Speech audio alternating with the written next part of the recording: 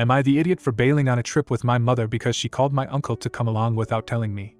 To give a little bit of context, since I'm 18, me and my mom make a vacation trip that happens every year, and it's sort of our little tradition.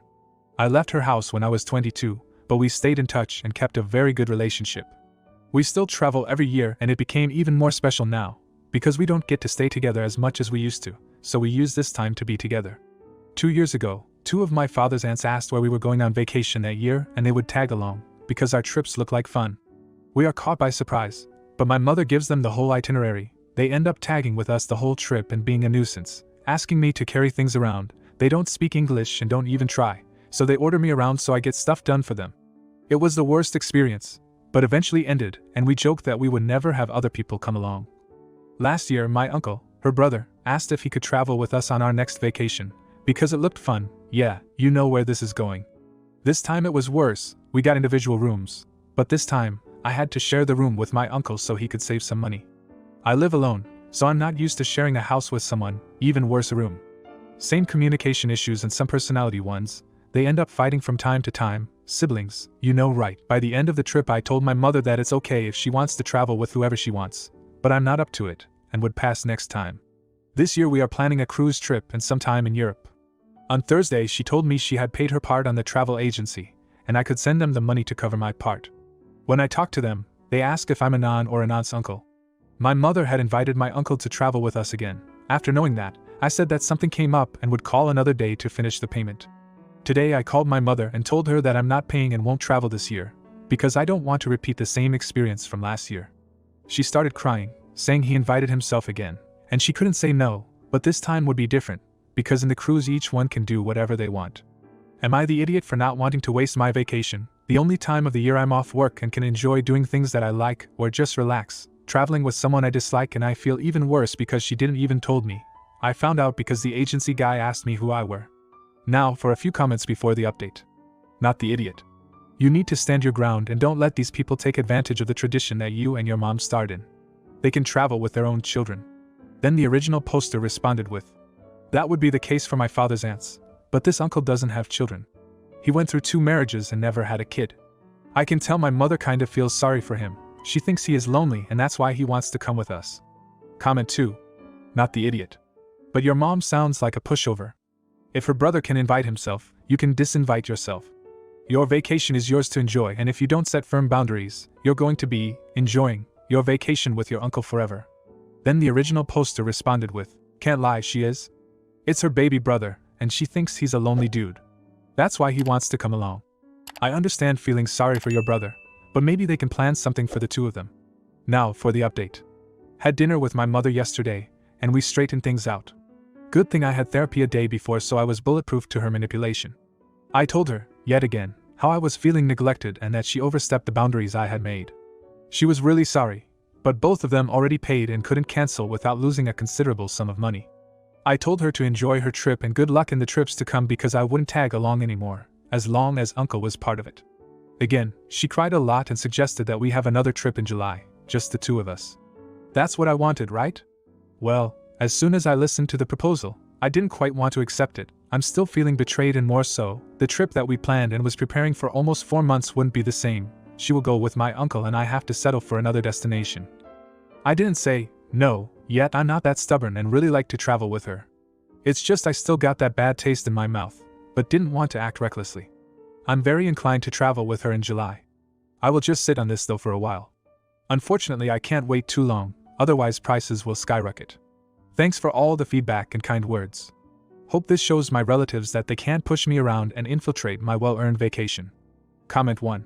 You can ask her rather than July, maybe to reschedule for next year so you have more time to prepare for something more exciting to do with her? Then the original poster responded with, that's a good point. I could really wait for next year instead of doing something that feels rushed. I will put some thought into it, maybe a little more time is better. Comment 2. You're the idiot. Wow, you sound incredibly entitled and selfish. It's clear that your mother values family and wants to include your uncle in your annual tradition.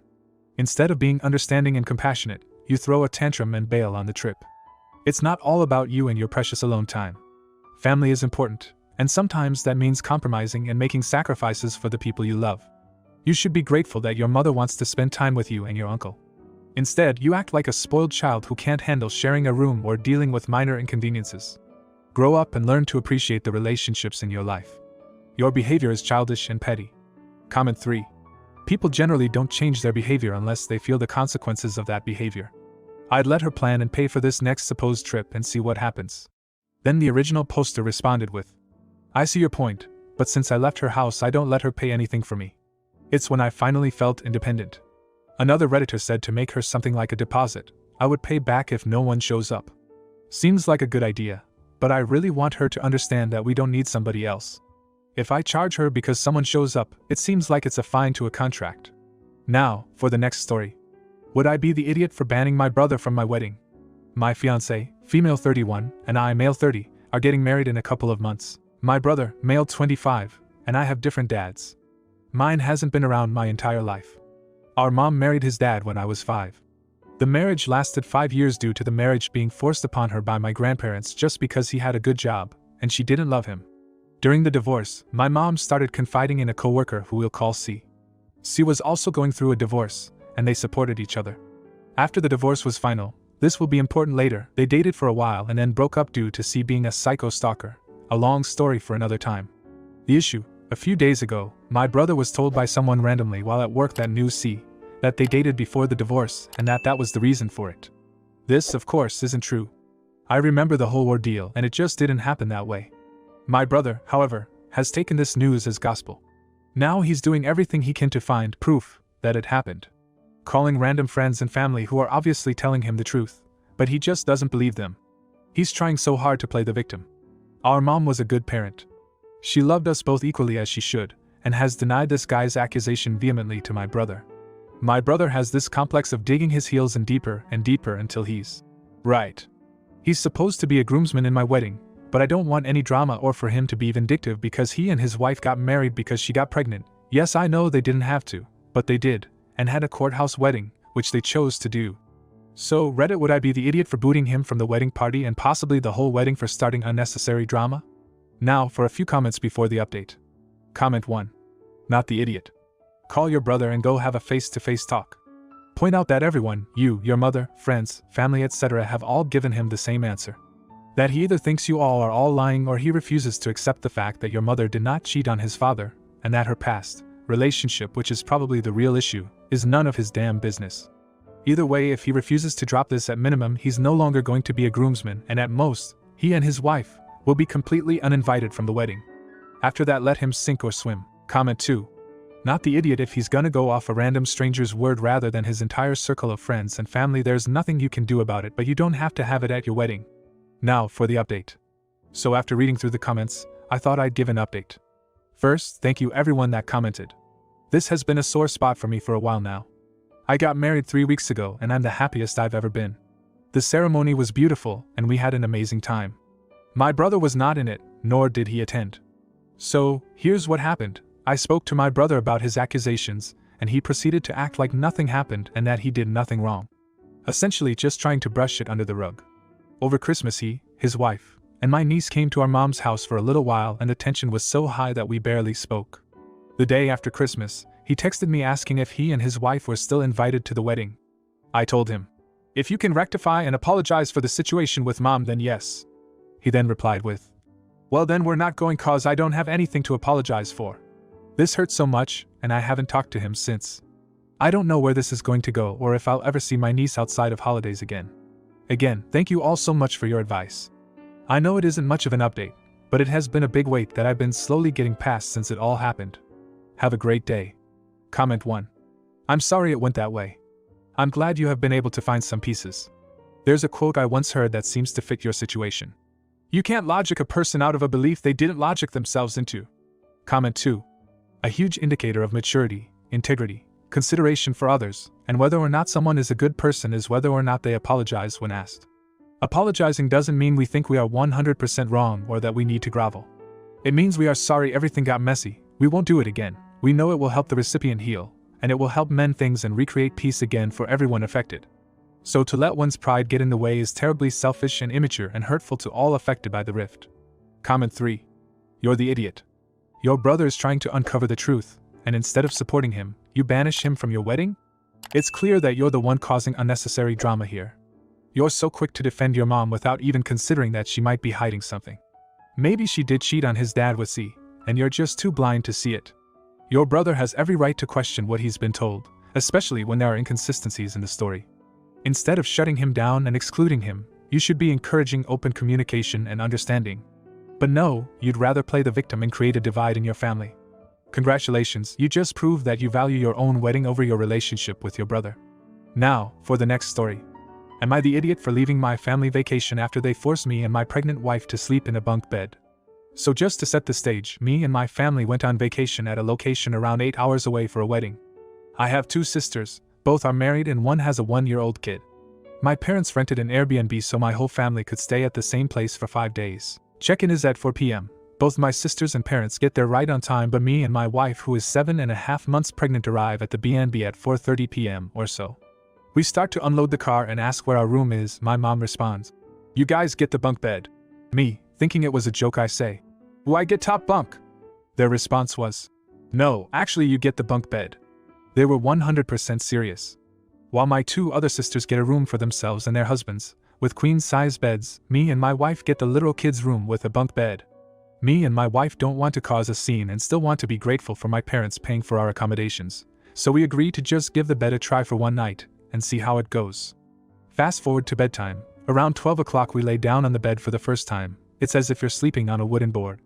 It's extremely uncomfortable even for me, which means my wife was in a lot more pain due to her being pregnant. We toss and turn for a couple hours, and finally we both agree to just go sleep on the couch in the living room. It's around 2 a.m. now. The couch is by no means comfortable, but in comparison to the bed it was a lot better.